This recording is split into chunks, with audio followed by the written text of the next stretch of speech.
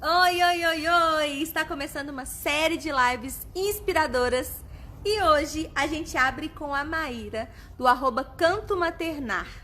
Essa conversa vai ser incrível porque a gente vai falar sobre erro, sobre perfeccionismo materno, sobre criança interior. Então vem para essa live porque eu tenho certeza que você vai gostar. Pode chegar e pode convidar todo mundo porque essa live vai ser bombástica. Estamos indo bem fundo nas conversas que a gente está tendo aqui. Estamos fazendo um super aquecimento porque na semana que vem começa o Desencaixola, que é Tire o Brincar da Caixinha. E vai ser um mini curso de 4 dias. E é só clicar no link da bio e se inscrever no nosso curso que começa na semana que vem, que vai ser 3, 4, 5 e 6. São 4 dias. Então, para aquecer, a gente vai fazer essa série de lives. Estou vendo que tem um pessoal entrando. Sejam todos muito bem-vindas e sejam todos muito bem-vindos e todas muito bem-vindas. Aqui embaixo tem um aviãozinho. Clica aqui e convida as pessoas para essa live. Eu vou até colocar o título agora para não esquecer. Vi que a Maíra já tá aqui, certo, Maíra? Ó, vou colocar o título. O título dessa live é Errei muito com o meu filho. E agora? Pronto. Fixei. Maíra, você já tá pronta, já tá a postos, acho que eu já posso te chamar, porque 1 hora vai ser pouco tempo pro tanto de coisa que eu quero conversar com você. Então eu já vou te chamar e já podemos conversar. Ai, ai, ai.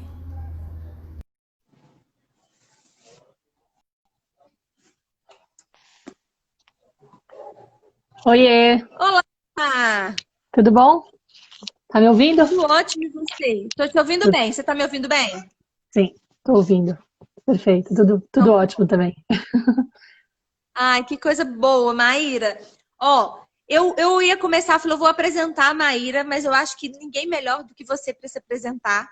E como a gente fez aqui um roteiro com tantas coisas, acho que eu já queria te chamar logo para a gente já começar essa conversa e as pessoas já podem ir chegando, porque essa live vai ficar salva. Então, quem não assistiu, vai dar para assistir depois. Ó, cheguei, Clarissa chegou, um monte de gente chegou. E se você quiser, você já pode se apresentar, Maíra. Perfeito. Obrigada primeiro pelo espaço, pelo convite. Estou muito honrada de estar aqui, muito feliz com a proposta também desse tema, que eu gosto muito de falar disso. Acho que é uma questão que eu tenho tentado trabalhar muito em mim, então acho que eu tenho muito a contribuir. Eu sou a Maíra, eu sou a criadora da página do Canto Maternar, aqui no Instagram, que já tem mais de 3 anos. Eu sou mãe da Nara, que tem 5 anos. Sou jornalista de formação e a maternidade trouxe tanta transformação e tantas indagações na minha vida que no final eu acabei me formando como educadora parental, como consultora em criação e comunicação consciente. E hoje também sou mentora de mães, estou trabalhando com grupos também de mães para trabalhar essas metodologias de maternagem consciente, que é o que eu acredito e defendo, e acho que a gente faz um papel maravilhoso de realmente mudar, revolucionar essa geração, trazendo para ela essa nova forma de criar, né, com mais consciência, rompendo os padrões tradicionais, reconhecendo o poder que a nossa história tem, né? Tipo, não tem uma questão de apontar o dedo para ninguém, mas de honrar a nossa história e aprender a melhorar, né? Porque acho que as crianças merecem uma serem vistas, né? Eu acho que a gente tem gerações e gerações de crianças muito invisíveis e adultos muito feridos com dificuldade de conectar com essas crianças. Então, acho que o aprendizado que a maternidade traz é justamente a gente poder voltar o olhar para essa criança interior que está dentro de nós, que está esquecida, está abandonada, está se sentindo invisível, insegura, recuperar esse contato com essa criança, se aproximar dela, acolher. E os nossos filhos são, para mim, os grandes mestres nesse processo, porque eles estão convidando a gente a entrar em contato com essa criança constantemente.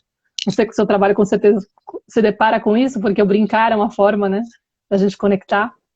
E é isso, sim, acho que é mais ou menos esse o resumo da ópera. A criança é como se fosse um portal, né? Ela dá uma possibilidade da gente se reencontrar, ressignificar a nossa infância, entender o que foi bom, o que foi ruim, onde está o nosso lado ferido, como é que é a nossa sombra, como que é a nossa luz. Todo mundo tem um lado sombra, todo mundo tem um lado luz que a gente precisa acolher e Uhum. ressignificar e pensar diferente.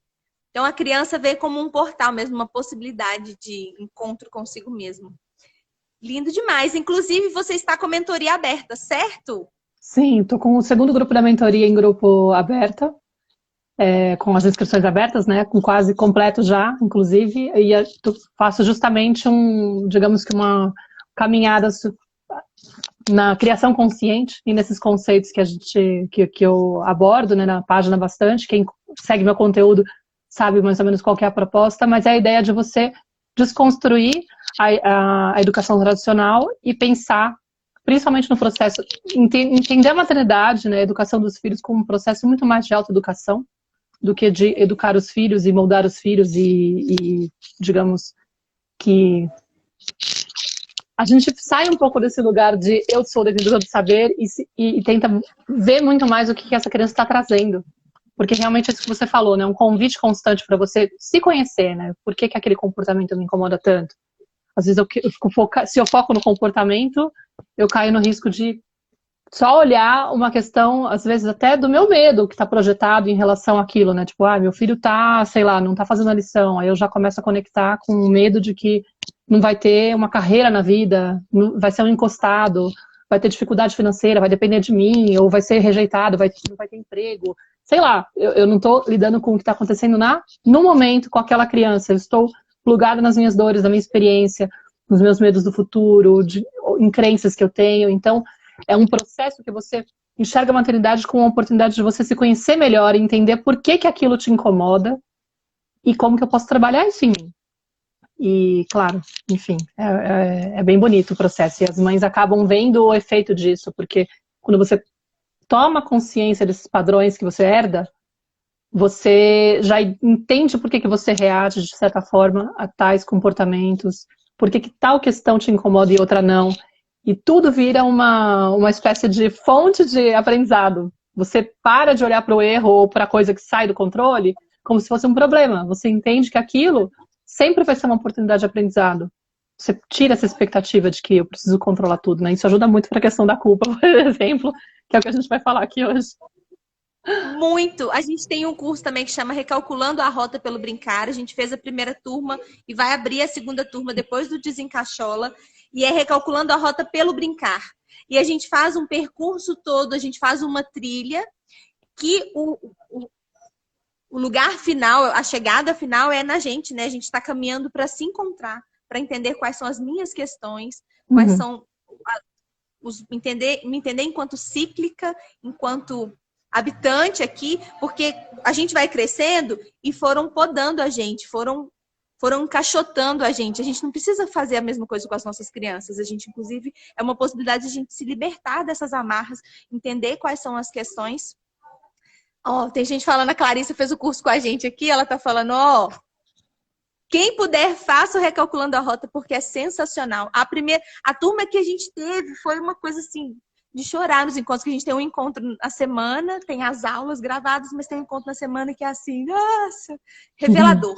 Foi realmente maravilhoso. É muito potente o poder do grupo, né? É muito gostoso estar entre mulheres. Eu falo sempre, mulheres se curam entre mulheres, mães se curam entre mães. Esse poder se ver, se vulnerabilizar em grupos, se mostrar e de repente falar, nossa, isso também acontece na minha casa, eu não sou louca. É tão bonito, é tão poderoso, né? Exatamente. E a gente não é uma coisa só, né? Nós mulheres somos cíclicas. Então, cada semana a lua muda, a gente muda também. Então, precisa entender essas mudanças, precisa acolher essas mudanças. E quando a gente está em grupo, é mais potente. Eu acho que é mais potente o encontro desse grupo do que o curso em si, né? Essa comunidade de mulheres. Vocês sabem muito bem, porque você também tem a tenda materna, que também tem, né?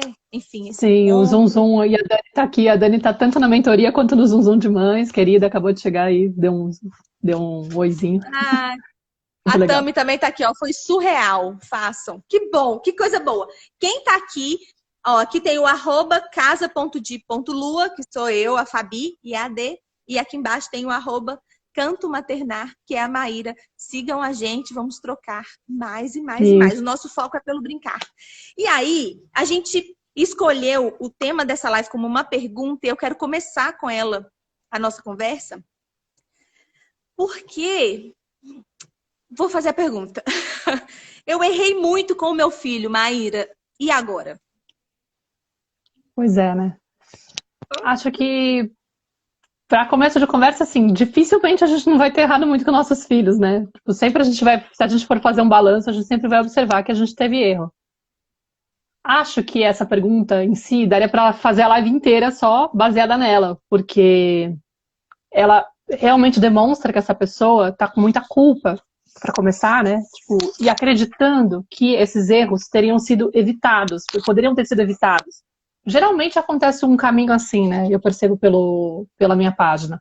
Às vezes a pessoa entra em contato com esses conteúdos de como ter uma abordagem mais respeitosa com a criança depois de um tempo que a criança já cresceu, né? Ou que já está nascida, né? Pelo menos. E aí ela percebe o quanto ela não estava alinhada com isso até então. E geralmente essa busca vem de uma angústia de perceber que tem algo de errado com a minha relação com meu filho, eu não estou conseguindo conexão com ele, eu tento aplicar de tudo para conseguir, geralmente para obediência, né? Eu quero que a criança faça alguma coisa e ela não faz, e aí eu insisto, tentei de tudo, até, muitos confessam, até já bati, mas não está rolando, né? Então, essa sensação de que não está funcionando a forma como eu estou maternando provoca uma angústia nessa mãe que começa a buscar respostas. Aí ela cai em perfis como o meu, como o seu, sei lá, como esses que são desse estilo, ou entra em contato por algum motivo com esses conteúdos, e quando ela percebe o impacto que tem para a criança, ela se reconhece naquela criança lá atrás, que fala, nossa, isso realmente aconteceu. Eu realmente me sentia de tal e tal e tal forma, e realmente eu comecei a desenvolver tal crença, e hoje eu sinto a dor dessa ferida, né? Tipo, eu sinto o impacto disso, eu tô reconhecendo que eu tenho motivos para ter, sei lá, me sentido mal na infância, porque a educação que eu tive realmente não foi a mais adequada, a mais respeitosa, né? Tipo, de certa forma, eu fui exposta a um ambiente mais disfuncional ou alguma coisa assim, e agora eu estou fazendo isso com meu filho, eu já fiz isso com meu filho, então vem aquela culpa muito grande. Tipo, eu não queria fazer isso com alguém que eu amo tanto, né? Agora é minha vez de fazer algo bom. Ou seja, vem dessa sensação de que eu poderia ter chegado a tempo nesses conteúdos, estudado eles a fundo, me preparado, né? E aplicado com perfeição. E aí meu filho teria sido poupado dessas dores todas e estaria uma criança isenta de traumas, tipo, blindada, né? E é uma falsa ideia, por N questões, assim. Primeiro porque a gente não tem como gabaritar a maternidade e falar, meu, vou fazer tudo de acordo com o que recomendam, do que é melhor. E aí, meu, eu vou ser a melhor mãe do mundo. Que é o problema da perfeccionista, né? Eu tava vendo outro dia uma aula dessas sobre esse tema, que é um tema que me apaixona, porque eu me reconheço, e eu sei que a Dani, por exemplo, se reconhece nesse, e muitas de nós nos reconhecemos. A gente vislumbra, a gente tem noção da potência que a gente sabe o que é o ideal. A gente sabe que seria incrível se a gente pudesse fazer de tal, de tal, de tal. A gente tem, tipo, sabe aquela visão muito assim do entender como seria se fosse muito bom? E aí a gente cai na falsa esperança e expectativa de que a gente pode chegar nesse modelo perfeito. Então, que a gente tem que fazer um esforço muito grande. E que quando não está dando certo, é porque a gente não está se esforçando o suficiente. E na realidade, nós somos o resultado dessa experiência infantil. Então, se eu tive essa bagagem, né, essa história, onde eu recebi esses estímulos que fizeram com que eu, por exemplo, acreditasse que eu não sou boa o suficiente, ou que eu tivesse uma dificuldade muito grande de lidar com a frustração, ou que eu não conseguisse lidar com a minha raiva, eventualmente isso vai reverberar na relação que eu tenho, não só com meu filho, mas com o meu companheiro, com a minha companheira, com as pessoas que estão ao meu redor. Eu vou levar traços desse padrão para todas as minhas relações, até acontecerem momentos de despertar na minha vida, onde eu me impulsiono e falo, putz, eu preciso mudar isso. Mas vai ser sempre de acordo com o que eu posso entregar naquela época. Eu não tenho como ser mais acelerada, eu não estou fazendo nada de muito errado, sabe? Então não tem sentido eu me comparar com a Maíra, por exemplo, de 3 anos atrás, de 5 anos atrás, que ainda não tinha entendido tal e tal processo, que, por exemplo, eu fui aprender a acolher o choro da Nara e, obviamente, eu não fiz do jeito ideal muitas vezes. mas eu fiz e fui aprimorando com a experiência. A gente aprende a andar tropeçando. E mais, como a gente tem essa expectativa falsa, porque justamente a educação punitiva e tradicional, ela passa a sensação para a criança de que errar é uma coisa inconcebível. Você não pode aceitar, é inaceitável. Você é uma pessoa inadequada quando você erra. Então, a criança, ela fica com uma pressão de que, caramba, quando eu faço alguma coisa de errado, quando eu expresso um sentimento que incomoda, olha o estado desse adulto, ele se altera. Às vezes se sentindo até responsável, né, pelo mal-estar do adulto, porque ele culpabiliza a criança, ele fala, olha, eu estou ficando louca com essa sua ação. Sai daqui que eu não quero ficar assim. Você está me tirando do sério. Quando, na verdade, não é a criança que tira o adulto do sério. É o adulto que não sabe lidar com a frustração de estar diante de uma criança que está incomodando pelo comportamento que não é o esperado, que não é o que ele quer, não é o que ele está a fim de lidar naquele momento. Então, ele perde a cabeça porque ele não sabe lidar com a própria raiva, com a própria frustração.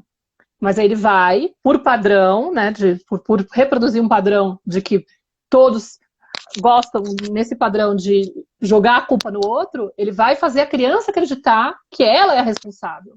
E ela vai acreditar que ela é responsável.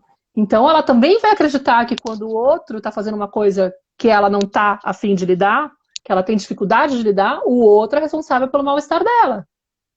E aí a gente reproduz essa coisa de achar que o outro merece punição, de achar que eu preciso usar todas as ferramentas possíveis para controlar aquela situação. E a gente, inclusive, tem a sensação de que a criança, nessa educação, né, na educação tradicional, ela precisa ser moldada e consertada o tempo todo, e vigiada 24 horas por dia, porque se eu deixar ela solta, com certeza ela vai para o mau caminho. E quando eu acredito nisso, que ela tem que ser domada, que ela tem que ser adestrada, praticamente como se ela tem que ser adestrada, porque senão vai acontecer alguma coisa, que é o medo que muitas vezes tem. Mas se eu não colocar o limite, né, achando que, confundindo o limite com, se eu não for dura com a criança, se eu não for, né, punitiva com a criança, ela não vai aprender. Como é que ela vai aprender o que é o certo? E aí é isso que é o desafio, porque a gente tem que desconstruir isso, mas no fundo é uma ideia, é uma intolerância ao erro muito grande. Então a gente cresce acreditando que a gente não pode errar. Não tem espaço para o erro. E claro que isso vai refletir na maternidade. Porque quando a gente falha como mãe, a gente acha que a gente não está dando o suficiente. Entendeu? Não é que é uma coisa premeditada, que é impossível de você interromper. É o processo da natureza do ser humano. Ele não tem como evitar o erro. Ele tem como olhar para o erro de outra forma. Maravilhoso. Eu ouvi o seu áudio perfeitamente do início ao fim, mas durante ficou parecendo um ciclo carregando a imagem. Ui. E eu estava te ouvindo. E aí, te não. ouvindo e vendo esse ciclo, essa coisa girando, e ouvindo o que você estava falando, me virou uma chavinha, porque às vezes a gente só precisa quebrar esse círculo vicioso, né? De jogar a responsabilidade no outro. Jogaram em mim, agora eu preciso passar isso pra frente, tá na hora da gente dar um basta, falar assim, não, calma. O que eu tô sentindo tem a ver com o que eu tô sentindo, não o que a criança tá sentindo. Ah lá, tá vendo? Fica o circulinho. Foi esse circulinho que me fez pensar que a gente precisa quebrar esse ciclo. Uhum.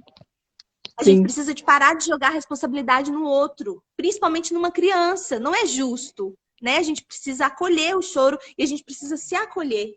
Entender que o choro da criança machuca mais em mim. Cala a boca! Engole o choro! Quantas vezes a gente não... Total. Né? Engole o choro quando eu era pequena. Eu escutei isso. Então, por que a gente vai continuar passando para frente esse engole o choro se a gente precisa chorar? Se a gente precisa sentir essa emoção e entender o que está acontecendo aqui dentro para tá, agora sim. Eu precisei desse tempo para me recuperar e seguir. Tá falando, ó, viu? Tá todo mundo falando que tá travando, mas que o áudio tá direto. Eu também tô sentindo isso. Eu tô te ouvindo perfeitamente, mas o áudio tá indo. Então a gente tá conseguindo conversar. Pra você tá normal? Pra mim tá normal. Ai. Bom, então vamos para a próxima pergunta. Eu fiz até um post hoje falando sobre o choro, né? Porque realmente é uma dificuldade que a gente tem. E acho que é isso que você falou, né? É muito mais o que a maternidade consciente traz, que eu acho bonito, é essa percepção, né? De você conseguir se observar. É aquilo que eu falei no começo, né? por que que me incomoda tanto o choro da criança? Por que que me desperta tanto esse nervoso, né? Agora mesmo eu respondi uma das perguntas, uma das respostas que alguém colocou nos comentários, né? Alguém comentou, mas e quando o choro da criança te irrita a ponto de você perder o controle e ficar com muita raiva? Eu falei, gente, se você tá perdendo o controle a ponto de ficar com muita raiva e não conseguir se controlar, que acho que a pessoa só não confessou o que ela faz, né? Mas ela demonstrou que, tipo, meu, é o choro da criança que tá me irritando. Eu falei, não, isso demonstra que tem uma dor muito grande aí dentro. Como é que você faz? Como que foi a sua infância? Como que acolheram o seu choro? Te deram espaço para você se expressar ou mandavam você engolir o choro? Como que você lida com o seu choro hoje? Você dá espaço para o seu choro quando você sente vontade de chorar? Ou você se sente inadequado e fica tentando se segurar? Ou você nem sente vontade de chorar porque você não consegue nem acessar o seu sentir, de tão bloqueado que tá. E é muito louco, porque as pessoas elas ficam com uma ideia assim de, mas se eu permitir que minha criança chore, aí o outro comentário era, mas eu faço isso que você tá falando, né? Porque eu dava dicas de frases que você pode usar para acolher a criança e tal. Eu faço isso, mas aí as pessoas ficam falando para mim que meu filho não vai estar preparado para a vida. Que a vida, que as pessoas não vão acolher ele desse jeito na vida, né? Que ele tem que ser mais duro, que ele tem que aprender, né? Que a vida lá fora é dura. Tem muito desse medo. E é muito louco isso. Porque a gente acha que, nessa lógica do tradicional, né, que se a gente retira o amor, se a gente mostra para a criança que ela não pode contar com ninguém, ela vai saber se virar sozinha. Meu, ela até aprende, mas a dor que é você ter a sensação de que você não pode contar com ninguém, e como isso bloqueia e limita a tua vida, como isso te impede de pedir ajuda, de se vulnerabilizar, de ser sincero e autêntico com o outro e consigo mesmo. Quantas vezes a gente não tem que tapar as emoções com outras coisas, com comida, com redes sociais, com sei lá, com cuidar demais, com distrações, para poder dar conta de qualquer tentativa do mal-estar de se aproximar. Entendeu? Então não é que a gente está preparado para a vida quando a gente se vira sozinho nos 30. Pelo contrário. A gente está acumulando, né? Exatamente. Escolher educar pela dor. Pra falar, não, sofre aqui primeiro, para depois... É uma coisa que às vezes é ilógica, porque veio assim, né? Essa forma, esse padrão, e a gente pode escolher educar pelo amor. Educar pelo outro caminho, porque é exatamente isso que você falou. E aí as outras fugas? E aí quando eu não consigo ser ouvida, eu vou me desconto na comida? Ou, sabe, outros lugares, assim, afeta a gente em outro lugar. E aí eu queria te perguntar se dá pra gente reparar esse erro. Que agora que a gente fala, que a gente entende, tipo, então eu não preciso gritar com meu filho, eu não preciso bater. Como é que é possível reparar esse erro? Sim, assim, digamos assim, reparar o erro, você tem duas questões aí, né? Acho que tem a questão do pontualmente, quando você perde a cabeça, você vai e você tem todo o direito e acho que é maravilhoso, inclusive, acho que é o ideal você conversar com a criança na sequência, entendeu? E isso é uma coisa que a gente pode desconstruir. Mas digamos que você provavelmente está falando das situações de que eu comecei por um caminho, meu filho já está meio grandinho, e aí agora eu vejo que eu quero mudar, e aí eu preciso... Como é que eu faço para organizar isso na cabeça até da criança, né? Às vezes é isso, mais ou menos? Por aí? Então, é porque eu recebi uma pergunta dela... Não sei se eu falo o nome, mas ela tá aqui com a gente nessa live maravilhosa, e ela mandou uma mensagem: ai, Fabi, eu já entendi qual que é o caminho, mas hoje eu dei um grito. E aí depois eu fiquei muito mal. Tá. Eu entendi que eu não devia ter gritado, eu perdi o controle. Preciso dessa live. E foi agora antes de entrar, tanto que eu ia entrar, eu falei, deixa eu ler essa pergunta aqui. Mas é nesse sentido. Agora que eu tenho consciência, aí eu não vou gritar mais, como se fosse então, isso, né? Não é. Qual que é a questão? Geralmente, quando você ainda está no tradicional e de repente você está começando a adentrar por esse mundo, você tem que desconstruir muitas coisas. E uma das ideias que a gente tem, que ficam muito fortes na educação tradicional, é de que o pai e a mãe são os detentores de saber, né? Eles sabem, eles são superiores, eles entendem mais, e eles são, tipo, digamos que perfeitos. De certa forma, eles tentam passar essa ideia, porque eles te cobram. aquela coisa de tipo, você não pode errar, então tipo, é como se assim, aqui ninguém erra, aqui não tem espaço para erro, entendeu? Falsa ideia. E na verdade a criança ela fica até com muito ressentimento, porque quando ela começa a perceber que os pais erram, uma coisa que enfurece ela e que deixa ela mal com os pais é, caramba, por que eles nunca assumem que erram?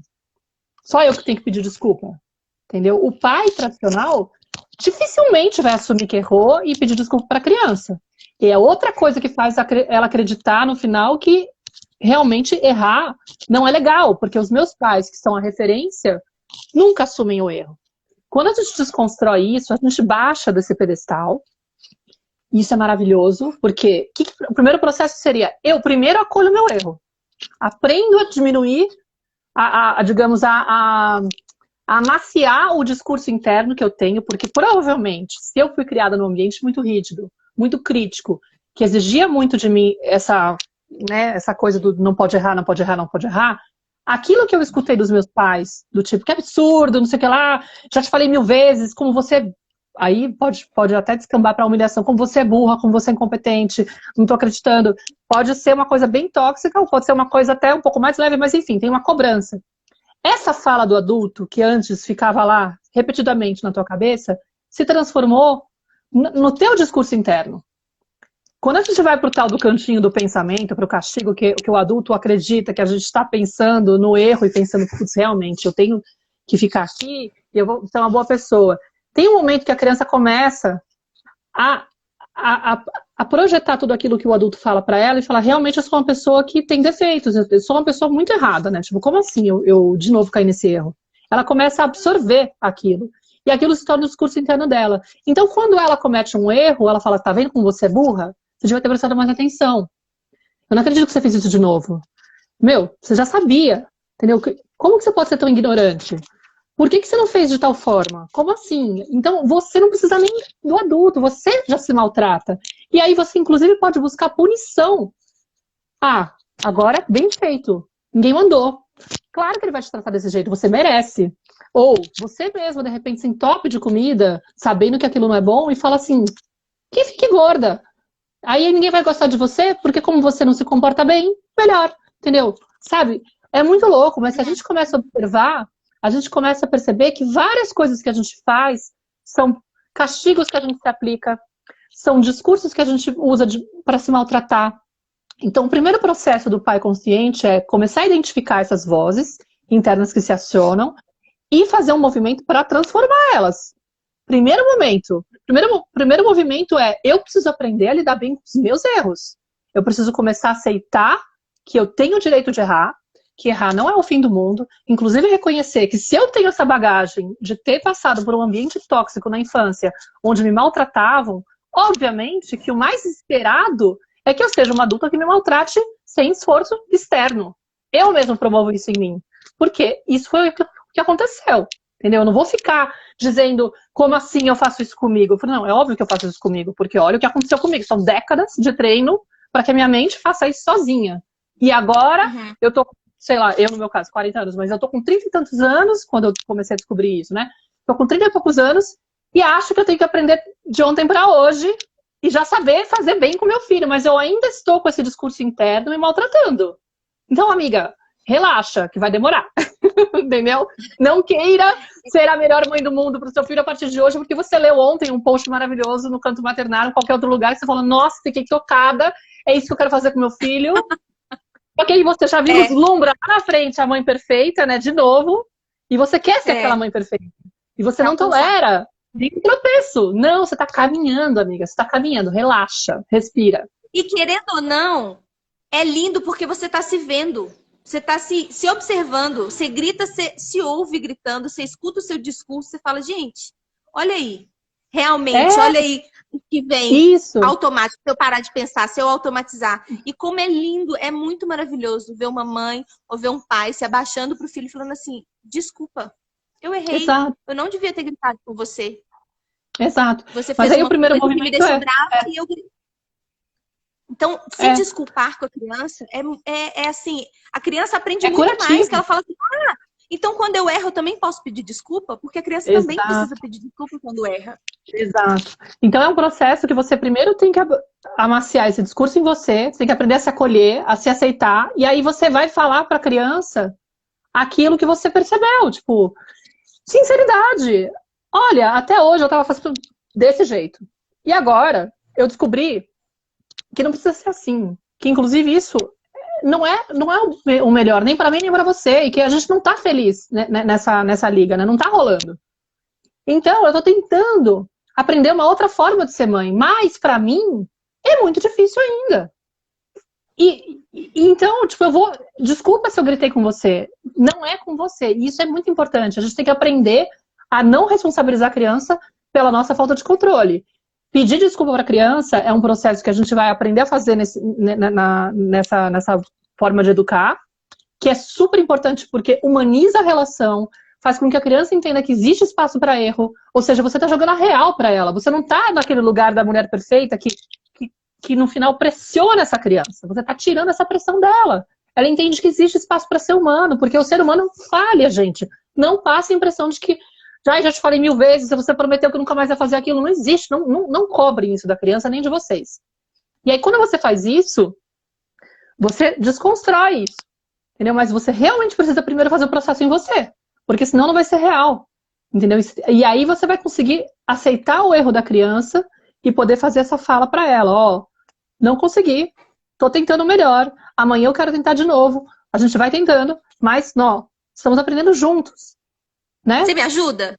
Me ajuda? Você me avisa quando eu perder a cabeça? Porque eu ainda vou ter muitos estados de inconsciência. É meio isso, assim, tipo, eu tô despertando, eu tô fazendo meu processo, mas eu vou ter momentos de inconsciência onde eu vou perder a cabeça. E você pode me ajudar também me avisando, mamãe, tipo, sabe, você tá saindo do eixo, volta. Tipo, a Nara várias vezes me chama atenção. Tipo, mas você não tem direito de falar assim comigo. Aí eu falo, eu sei, mas eu tô nervosa. Eu não tava falando mal com você. E às vezes quando ela começa, de repente, se ela me fala de um jeito mais grosseiro e tal, e aí eu vou e revido como se fosse uma criança, ela fala pra mim, mãe, você não pode falar assim comigo. Eu falei, aí se ainda permaneço no lugar da criança birrenta, eu posso responder. Às vezes eu respondo, porque eu tô no lugar, né, da inconsciência. Eu falo, mas você começou, tipo, você que falou assim comigo antes, né? Tipo, sabe, aquela resposta de criança, infantil. E ela fala, porque eu falei assim com você, você não tem o direito de falar comigo. Olha que fofa, gente, 5 anos. E aí a hora que eu caí em mim muitas vezes, eu falo, putz, grila, caramba. E ela tem toda a razão. Maravilhosa. Sabe? Porque, na verdade, o que acontece é que é a Nara, sua filha, brigando com a sua criança interna. Exato. Não é você que tá ali. Exato. É as suas dores. É a sua sombra falando, perdendo a cabeça. E aí ela te traz para o presente e fala assim, aqui, tá tudo bem, eu te ajudo. Isso é lindo. Isso Sim. É uma construção de uma relação maravilhosa. E a outra pergunta que ia ser, como amenizar a culpa dessa situação toda? Que é o que você acabou de dizer, né? Então, é essa percepção. Primeira coisa que a gente tem que tirar da cabeça é mudar a expectativa. Virar a chavinha. Virar a chavinha. Se eu estou aprendendo a maternar de uma forma mais consciente, isso não significa que eu nunca mais vou falhar com meus filhos, entendeu? E eu não preciso ter essa preocupação, inclusive, de, eu não posso expor, porque o que isso está falando, na verdade, né? Olha o medo que a gente tem. A gente tem uma crença por trás que gera muita frustração, nesse sentido, muita culpa, porque a gente acredita que o nosso papel como pai e mãe é evitar que os nossos filhos sofram. A gente tem essa coisa do tipo, eu quero que meu filho seja feliz, né? E que é uma coisa que se eu falo assim, as pessoas falam, mas eu quero que meu filho seja feliz. Pelo amor de Deus, como assim você quer tirar isso de mim também? Porque todo mundo reclama, né? Agora não pode fazer isso, não pode fazer aquilo, não pode nem querer que seu filho seja feliz. Como assim? O que me solta? Isso tá ficando louca, né? A pessoa tá ficando louca. E a primeira vez que eu ouvi essa história, tipo, não espere que seu filho seja feliz, eu tenho post sobre isso, né? Eu também fiquei, como assim? Não, pera, alguém me explica direito esse babado, que eu tô meio perdida aqui, não entendi. Mas a história é o seguinte, quando a gente fala isso, a gente fica com uma sensação de que a gente tem o controle. Até pra nossa vida, pensa. Eu só quero ser feliz. Né? O que eu tô dizendo é, eu não quero que em nenhum momento eu viva o mal-estar ou o contato com a dor. E ninguém pode conseguir isso. Entendeu? Então, é uma falsa expectativa. Eu estou gerando uma falsa expectativa. E aí fica. Se eu tenho essa expectativa, a minha sensação é: eu preciso vigiar a realidade para impedir que qualquer coisa desconfortável apareça no caminho. Eu crio uma resistência, porque a realidade não é assim. A vida vai trazer conflitos, a vida vai trazer frustrações, a vida vai trazer limites, a vida vai trazer dores, a vida vai trazer sofrimento.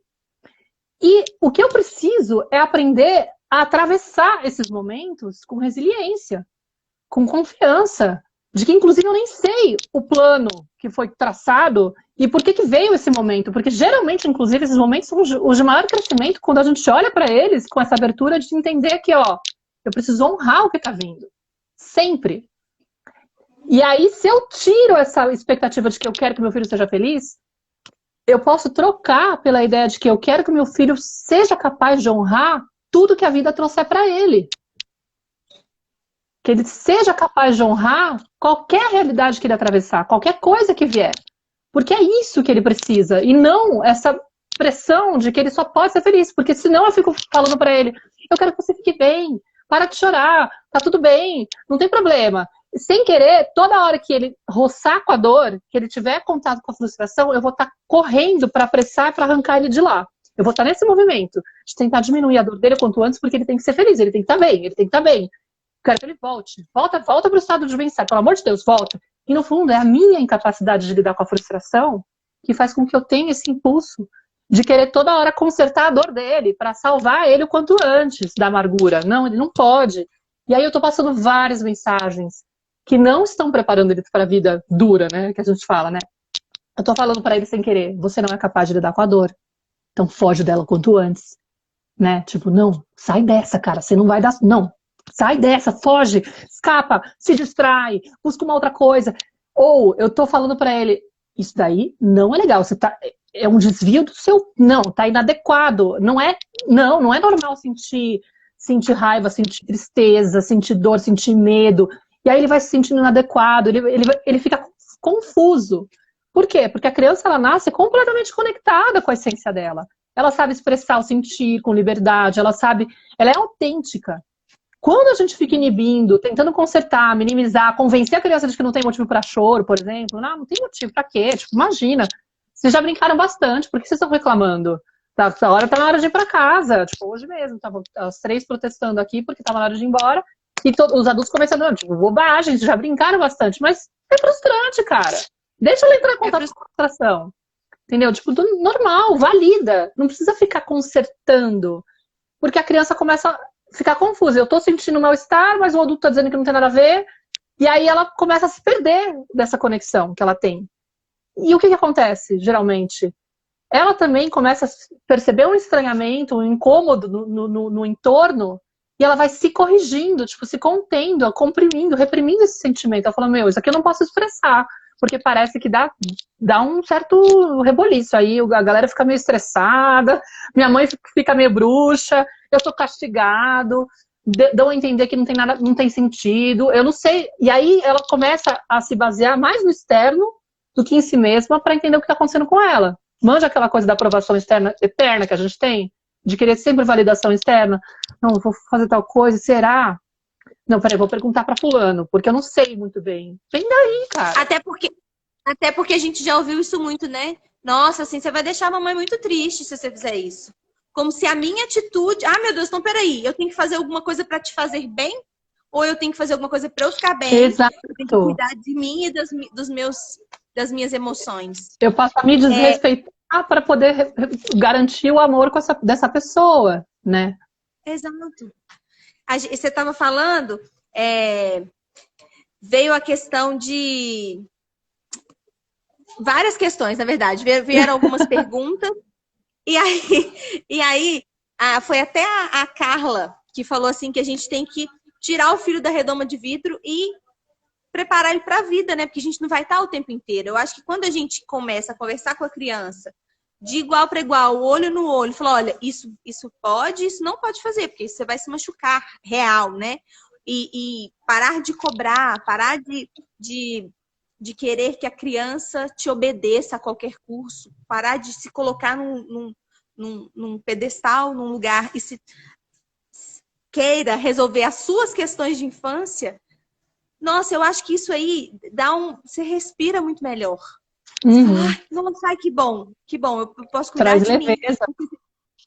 Traz leveza, porque você fica pensando, eu vou cuidar para que meu filho não sofra, mas todo mundo tem o seu lado sombra, tem o seu lado luz, todo mundo tem as suas questões. Se você é uma mãe que cuida do seu filho, que troca a roupa dele, que dá comida na hora certinha, que faz tudo que tem que fazer, aí o seu filho, então, sempre vai ter uma brecha. Pode ficar tranquila que seu filho vai ter algum perrengue, sabe, assim, é uma coisa que não Uhum. dá pra gente evitar e proteger a todo custo. Dá pra gente explicar como é que as coisas acontecem e aproveitar para se curar, curar a nossa criança interna e repensar, olha, isso eu vou por esse caminho ou não vou por esse caminho. Outra pergunta que apareceu aqui, que é em relação ao olhar do outro, que a Bianca está falando que ela é muito criticada quando ela constrói essa abertura de diálogo com o filho, que tem muita Uhum. crítica do outro. Como é que a gente lida com esse... Adoro esse tema e daria para uma live gigante também só sobre isso, ou uma série de lives. Mas a primeira coisa que eu gosto de pensar é o seguinte: vamos pensar, vamos se afastar um pouquinho assim da situação e pensar assim, gerações e gerações que a gente está plugado nesse padrão punitivo, nesse padrão que é mais tóxico, que é mais desrespeitoso, que é mais autoritário, que é tradicional, que vai lá usar a correção dessa forma que é pela linha dura, né? Meu, a gente está imerso, né? A gente está imerso nesse modelo que é mais controlador, que educa através do medo, que acredita que é esse o caminho, porque tá vendo esse ser, né? E acredita que esse ser é como se fosse eu preciso vigiar, porque senão ele vai para o mau caminho. Tá todo mundo plugado nisso. E de repente chegamos nós, que começamos a estudar algumas coisas diferentes, que tem uns estudos mais recentes, que estão revendo essa postura. Nós não somos uma galera assim, sabe? Uns doidinhos, os maluquinhos da tribo. Aquela galera que, tipo, quem é essa pessoa? Gente, não esperem aplausos.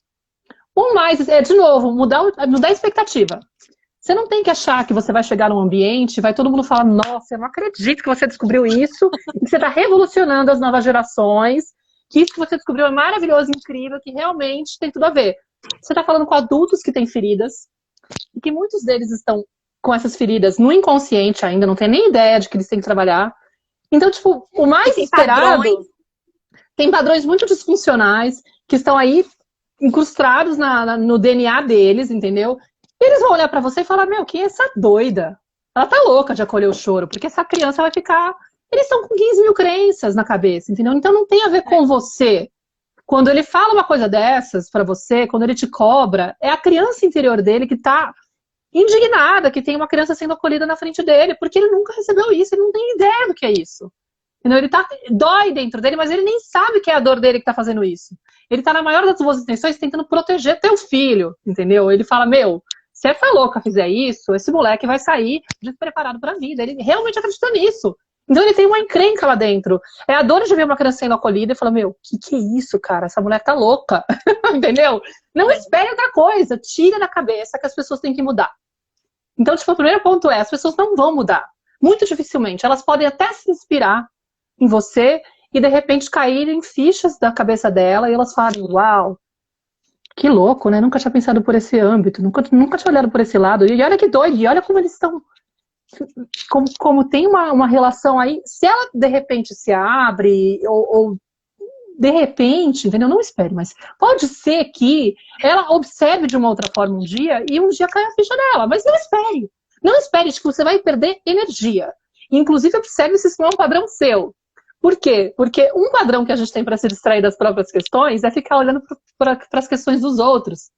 Porque assim a gente está gastando um monte de energia, mas não está entrando em contato com o nosso sentir também. Entendeu? Isso é um traço da codependência. A gente cuida dos demais, quer consertar os outros, fica lá querendo educar, querendo mudar o outro, querendo salvar o outro. E aí, ao invés de focar no seu processo, que é a única coisa que você pode controlar, é o seu processo de autoeducação. Então, tira, eu sei que é difícil, e que, mesmo que eu fale, pode ser que você ainda continue nessa até um dia, de repente, não sei. Mas Tira o foco de toda a energia que você está gastando para tentar convencer essa pessoa, ou na expectativa, né? Te perdendo, porque você tá na porque te desgasta, né? Tipo, ai, nossa, vou lá, me desestimula. Você tem duas coisas para fazer. Gira tudo isso para você. Gasta essa energia com você. Se você está gastando, tentando educar o outro, gasta essa energia com você e solta o outro. Solta esse controle. Porque isso também fala da sua necessidade de controle. Você tem 15 mil coisas para observar aí. Primeiro, por que eu preciso da aprovação dos demais? Isso é uma ferida. Exato. Entendeu? Então é um ponto que eu tenho que trabalhar. Peraí, se eu tô tão preocupada com o que o outro pensa, é porque eu ainda estou me baseando na opinião dos demais, na valoração externa para me validar. Então eu tenho que fortalecer isso em mim. Então, eu tenho que fortalecer a confiança que eu tenho na escolha que eu fiz. É muito difícil de fortalecer essa escolha, por quê? Porque eu ainda estou engatinhando nesse processo. Eu ainda tenho esses padrões também dentro de mim. Então é difícil olhar para o outro que está um pouco mais atrás nesse ponto e não apontar o dedo para ele e falar: ah, se você estivesse colaborando, eu estaria muito mais à frente, minha vida estaria sendo muito mais fácil. Não, amiga, sua vida tá difícil porque não é fácil desconstruir padrões. Não é essa pessoa que está fazendo isso com você. Isso é o seu padrão ainda de culpar o outro pela sua questão, entendeu? Tipo, olha como é louco quando a gente aprofunda nesses processos. No fundo, a gente vai vendo que não é o outro que está te desgastando, é a sua falta de autoconfiança ainda, que você tem que fortalecer. E é maravilhoso você perceber isso pelo outro. Maravilhoso. No fundo, o outro se converte num mestre. Ele está te apontando que você ainda tem essa questão para resolver, que você ainda tem que cuidar dessa necessidade de aprovação externa, que você tem dificuldade de não julgar os demais. Você quer muito a aprovação dele, mas você também não está aprovando ele como ele é. Então, tem 15 mil pontinhos assim que são muito divertidos, inclusive, porque quando a gente se dá conta, a gente fala: meu Deus do céu, o que eu estava esperando? Eu realmente estava achando que eu me aplaudir quando eu chegasse na casa da sogra ou na casa da minha mãe, e todo mundo com as feridas, que eu sei como eles estão em relação a cada ferida, eu realmente achava que eles iam se convencer, porque eu descobri um método diferente e todo mundo ia falar: uau, como você é incrível. Não, relaxa, isso não vai acontecer. Tira essa expectativa que você vai se divertir muito mais. Vai ser muito mais fácil, muito mais gostoso, mais leve. Maravilhoso, é isso. O outro é um espelho, né? A gente vê o defeito do outro, quando a gente aponta o defeito, na verdade é o que grita, é porque o que grita na gente, é o nosso defeito. A gente é mais uma oportunidade de a gente se observar. Ai, incrível. Tem um monte de gente falando que é nova aqui no perfil, que não seguia a Casa de Lua. Então, @casa.di.lua, sejam muito bvindos. A casa é sua, fiquem à vontade, vamos trocar muito. E se inscreva e o tempo tá acabando. Já me inscrevi no workshop. Isso, desencaixola. Bom, deixa eu ver o que mais. A gente já foi falando várias coisas aqui que o Super contemplou, e uma delas é que o que a minha infância tem a ver com a forma com que eu educo meu filho. É o que a gente está falando desde o início, né? A gente... Enfim. Essa meio pergunta, isso, né? Antes de você responder, é que a gente tem 15 minutos e tem uma caixinha de pergunta lá embaixo, perto da Maíra. Se você clicar ali, dá para você fazer uma pergunta. Às vezes a gente consegue selecionar algumas para a gente responder aqui. Tá bem? Pode responder, Mar.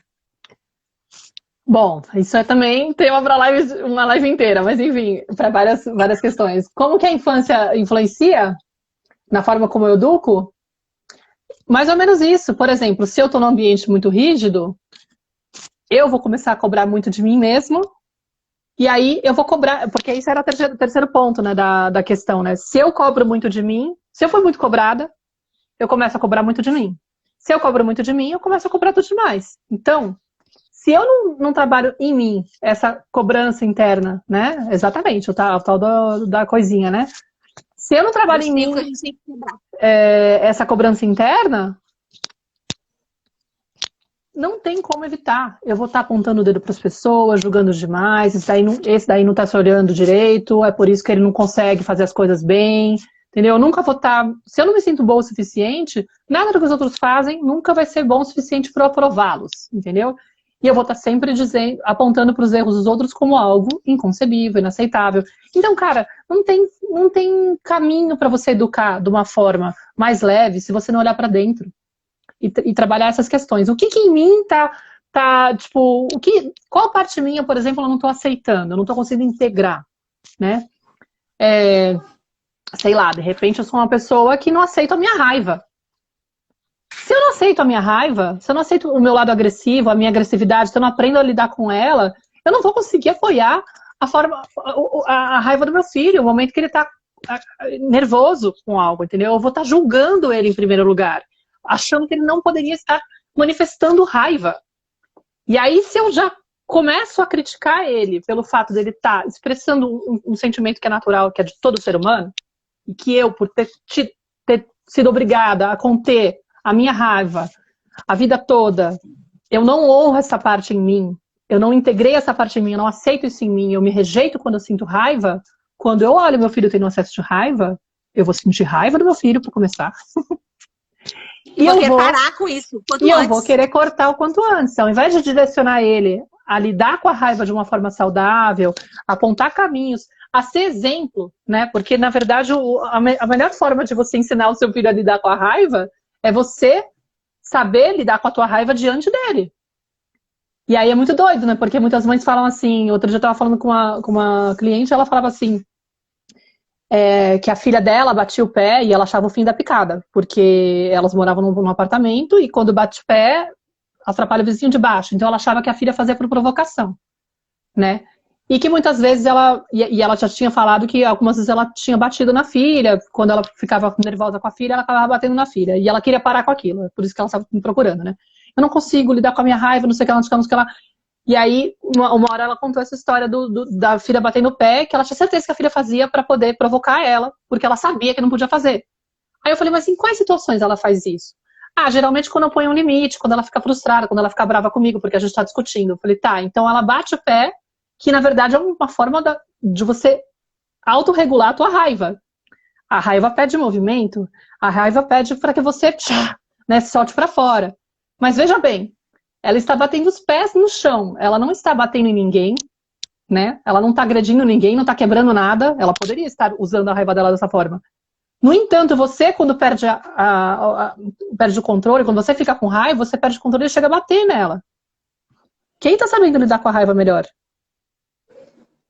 A criança que bate o pé no chão, ou batendo numa pessoa? Que bate o pé no chão. E ela interpretava como se fosse uma afronta. Eu falei, eu acho que ela, a meu ver, antes de ser uma afronta, ela está tentando liberar a raiva. Ela está fazendo o que o corpo dela está pedindo para poder recuperar a calma, para poder eliminar aquilo dela. Porque o que a gente faz geralmente quando a gente não sabe lidar com a raiva? Você tem que conter essa raiva, para de sentir raiva. A gente quer tirar a raiva da criança. Mas a criança não tem alternativa para poder trazer para fora, que é o movimento natural.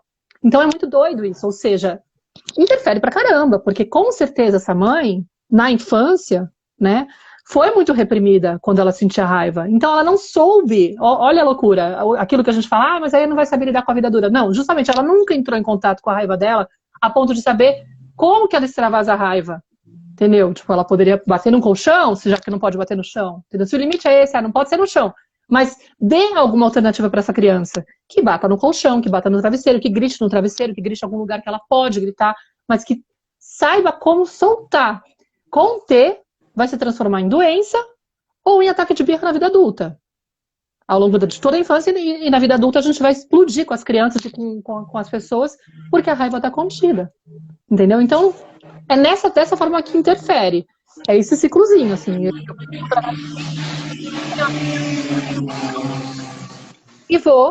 E na hora que eu vou tratar o meu filho, e geralmente quando ele expressa justamente aquele comportamento que me reprimiram pra caramba, é a hora que eu não tolero, a minha raiva entra em cena e eu ajo por impulso automaticamente de uma forma inadequada com a criança. Porque nunca, né? Porque toca na ferida da minha criança interior. E aí, se eu não crio consciência desse processo, se eu não sei que, na verdade, o que está acontecendo é justamente esse espelhamento, por exemplo, de repente a criança começa a expressar agressividade e aquilo foi reprimido lá atrás, opa, eu já fico em alerta. Opa, isso é um ponto de dor que eu tenho. Respira fundo, porque essa sua vontade agora de esganar a criança tá vindo porque a sua criança interior tá indignada lá dentro, que tem uma criança na tua frente expressando aquilo que você não pôde expressar. Entendeu? É essa a vontade vem daí. Gritar. Exato, se você não pode gritar, se mandar não calar a boca, cala também. É exatamente isso. É, exatamente, cala você. Quem é você? Como você ousa fazer isso na minha frente? Entendeu? Tipo, não tô afim. Entendeu? Não quero. Aí a Lilian fez essa pergunta. E qual melhor maneira de reagir com a criança que está chorando e gritando? Acolhendo. Eu acredito sempre que assim, até tive uma cena que eu até descrevi outro dia no encontro do Zoom Zoom, que teve um dia que eu tava discutindo com a Nara, e aí, de repente, ela não era de gritar, né? Ela é bem daquelas vozinhas suave e tal. E de repente ela fez assim, deu um super grito assim, sabe? E quando a criança grita, é muito claro que ela tá dizendo, eu não tô sendo ouvida. Eu não tô me sentindo ouvida. A gente tem que entender que o comportamento, por trás do comportamento, tem um sentimento e uma necessidade que não está sendo atendida. E a gente tem a tendência de julgar, achar que a criança está fazendo aquilo para chamar atenção, porque está querendo, né, que nem essa mãe falou, é para provocar, alguma coisa do tipo. Você tem que tentar conectar com o sentimento que está por trás. O que será que está acontecendo com essa criança? A criança, ela sempre tem um comportamento inadequado. Eu não gosto de chamar de choro de comportamento inadequado, é que você juntou o grito aí, né? O grito ele pode ser, tipo, inadequado porque, de repente, é um ambiente que não rola. Mas o choro, eu não gosto de pensar que é inadequado, gente. Pelo amor de Deus, não é mau comportamento. É comunicação. É um grito de ajuda, ou é um grito de ajuda, ou é uma necessidade que a criança tem de eliminar o mal-estar que ela está tendo. É um processo natural do corpo, tá? Mas, de qualquer forma, tá escondendo um sentimento que tem por trás. Então, a gente tem que treinar a nossa forma de se relacionar com a criança nesse momento, tentando observar mais, conectar com o que ela tá sentindo. E aí, cara, pensa que ela tá se sentindo mal. O que você faz com quem tá se sentindo mal? Você vai falar pra ela, cala a boca? Ou você vai falar, nossa, você precisa de colo? Você quer ajuda? Hoje eu fiz um post sobre isso. Vai lá na minha página que eu fiz um post justamente frases que você pode dizer, por exemplo, pra criança, que todo mundo me pergunta, quando ela tá chorando. Porque muitas vezes as pessoas falam, tá, mas aí, eu falo o que pra ela? Né? O que eu posso falar nessas horas? Porque a gente não tem repertório. A gente não sabe, a gente não viveu isso, esse acolhimento, né? A gente viveu cala a boca, agora esse choro. Para com isso, vai chorar sozinho quando esse mimimi não acabar. Não falava mimimi na época, mas enfim. Quando não acabar com essa história, boca de choro não rasga, vai se resolver sozinha. E a criança ficava lá, achando que ela precisava, né, voltar só depois que ela parasse com aquela frescura. E não é frescura, é um pedido de ajuda. Então, eu sempre digo, oferece acolhimento, apoio, valida. Principalmente, gente, valida. Nossa, você não tá se sentindo bem. Nesse dia eu peguei a Nara, agarrei ela, foi fora que caiu minha ficha. Eu falei, putz, ela tá se sentindo completamente ignorada aqui na discussão. Não interessa se eu tenho razão, entendeu? Mas ela tá com dificuldade de lidar com a sensação de eu não estou sendo escutada. E ela deu um grito. Na hora eu abracei ela, falei, meu amor, tá difícil pra você. Eu acabei de ver, tipo, desculpa, eu não devia estar falando assim com você, é verdade. E essa é a humildade, às vezes, porque você percebe que, de repente, o seu tom tá inadequado com a criança. E aí você tá sendo o motivo daquele incômodo que, de repente, dispara, ela começa a chorar, começa a gritar com você. E você tem que se observar, ser humilde mesmo. Peraí, será que eu tô perdendo a mão? A minha forma de tratar a criança agora tá gerando mais conexão ou desconexão? Eu tô me aproximando ou tô me afastando dela com a forma como eu tô falando com ela? Ela tá se sentindo escutada ou ela tá se sentindo ignorada? Entendeu? Então o processo sempre vai ser, eu só consigo ajudar uma criança quando eu conecto com ela. Entendeu? Ela vai estar aberta para aprender, ela vai estar aberta para colaborar quando ela se sentir conectada com o adulto. Qualquer abordagem que eu invalide o que ela sente, que eu crie uma resistência ao que está acontecendo com ela, ela vai se sentir tipo, opa, eu não estou sendo entendida aqui, não estou sendo escutada. Não tem espaço para eu ser eu mesma. Rola um ressentimento, rola uma dor, rola essa sensação de inadequação, deve ter algo de errado comigo. Ou seja, nada do que a gente faz na abordagem tradicional, nessa coisa, né, de ser linha dura, promove um bem-estar nessa criança. Tudo que a gente provoca é mal-estar. E isso só piora a sensação que ela tem com ela mesma. Isso gera uma baixa autoestima gigante, gente. Aí, você trouxe uma palavra que é conexão, que é relação. A última pergunta que era como traçar um novo caminho, e quando a gente aqui na casa de... Gente, a gente tá acabando, mas eu vou só falar. Não sei se dá tempo. Aqui na casa de Lu, nosso caminho é pelo brincar. Então, se a criança se comunica pelo brincar, a gente pode trazer o brincar. Nossa, vai cair. Aí, Flor. Bom, Obrigada! Será que a gente volta para se despedir? Se você quiser. Gente, muito obrigada. Essa live vai ficar salva. Pode voltar para se despedir? Tá bom, 5 minutinhos para eu poder voltar lá para me dar nada Ai, também. vai cair, beijo. Tá bom.